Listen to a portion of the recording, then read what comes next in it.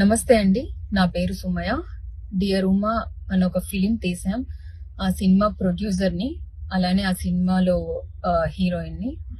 మేము ఈ ప్రమోషన్స్ లో చాలా బిజీగా ఉన్నాం.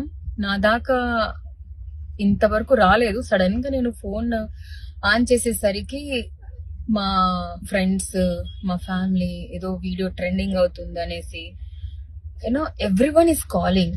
అంటే ఎంత టెన్షన్ క్రియేట్ చేసిందంటే నేను అనుకున్నా ఏమైందబ్బా అని. తీరా చూస్తే ఒక వీడియో, ఎయిర్పోర్ట్ వీడియో. ఆ ఎయిర్పోర్ట్ వీడియోకి వాళ్ళకి నచ్చినట్టు ఏదో కామెంట్ చేసుకొని ఇదేదో పోస్ట్ చేస్తున్నారు. ఒక అమ్మాయిని పెట్టుకొని దయచేసి ఇలా అంటే నిజాలు తెలియకుండా చెయ్యకండి. అంటే రాజకీయం చేయొచ్చు, కానీ ఒక అమ్మాయిని అడ్డం పెట్టుకొని రాజకీయం చేయకండి దయచేసి.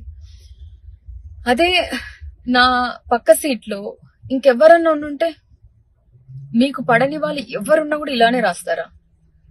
ఒక ఉమెన్ కి ఇచ్చే రెస్పెక్ట్ మన ఇండియాలో ఇంతేనా?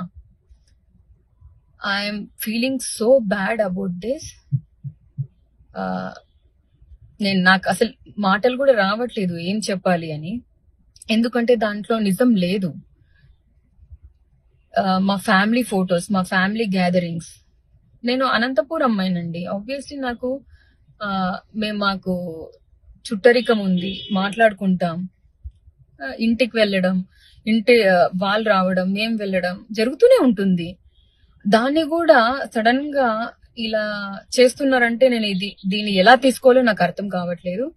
ప్లీజ్ నెగిటివ్ స్ప్రెడ్ చేయొద్దు. Support women. నిజం ఉంటే మాట్లాడండి దయచేసి. ఒక అమ్మాయిని ఇంత ఫోకస్ గా చేసి రాజకీయం చేస్తున్నారంటే నిజంగా do you feel this is correct? Thank you.